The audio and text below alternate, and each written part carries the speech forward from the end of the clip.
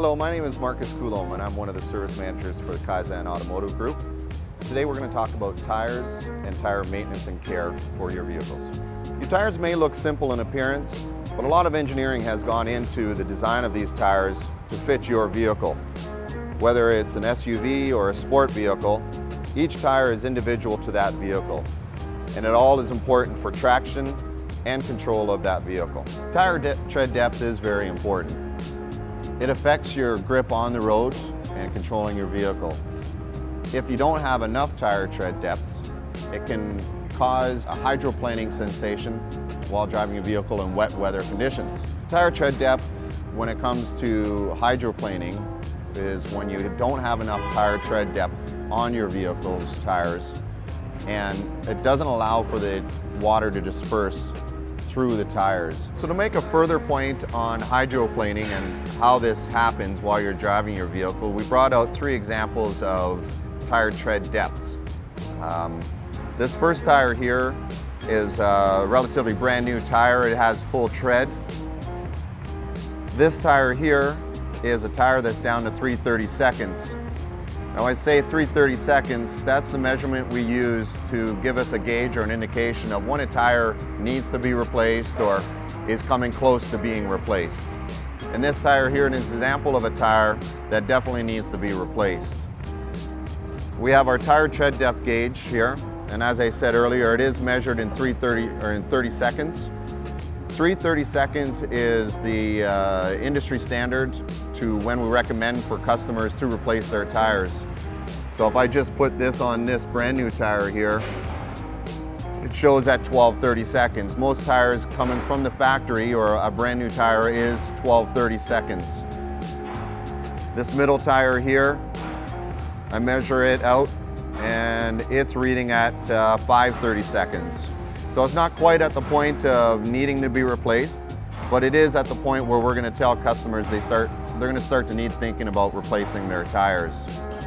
And then this tire here is definitely showing just above 3:30 seconds, but you can also tell by looking at this tire, we have wear bars that go across this tire.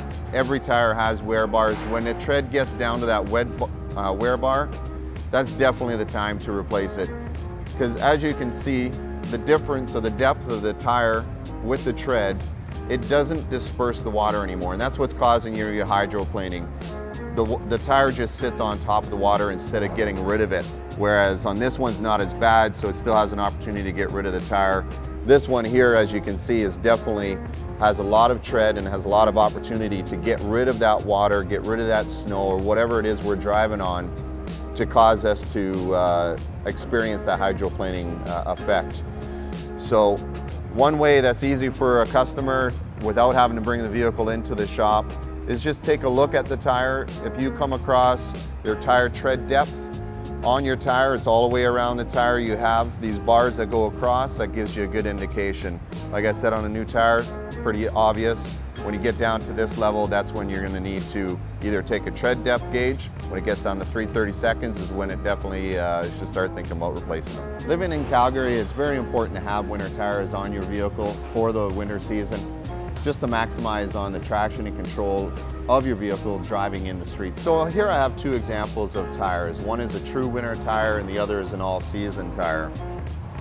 The best way for me to try to explain the difference between an all-season and a winter, because most people seem to think that it's okay to use their all-season in the winter conditions.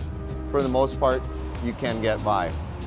But it's almost like trying to run a marathon in cross-trainer running shoes.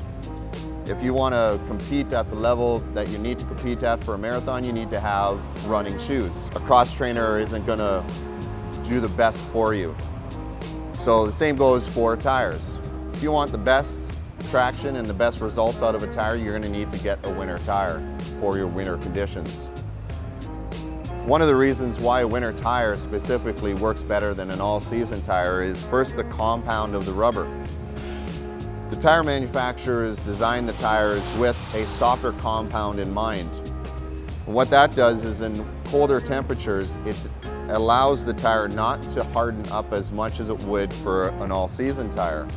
The all-season tire has a compound that's much stronger and that's more or less for longevity. A harder compound, you'll get to use the tire longer, but then you lose out in the traction in colder conditions. Whereas a winter tire has a soft compound, allowing it to grip more to the snowy conditions. The all-season tire will work fine in the rain and in the summer, but coming down to winter and ice, the difference is right in the actual tread itself. As you can see on the summer or the winter tire, you have a lot more sipes cut into it, and that just bites into the snow and ice a lot better than what the tires from an all-season. As you can see in the all-season tire, it doesn't have as many sipes and it won't bite into it. So you don't get the traction of that tire as you would in a winter tire. I usually recommend our customers to get their tire tread depths measured at least once every oil change. One of the things that we do offer at our dealership is every time you come in for that oil change, we do measure your tire tread depths. We give you an indication of how your tires are wearing, and also we do have a full range of tires, winter tires and summer tires, as well as the all seasons.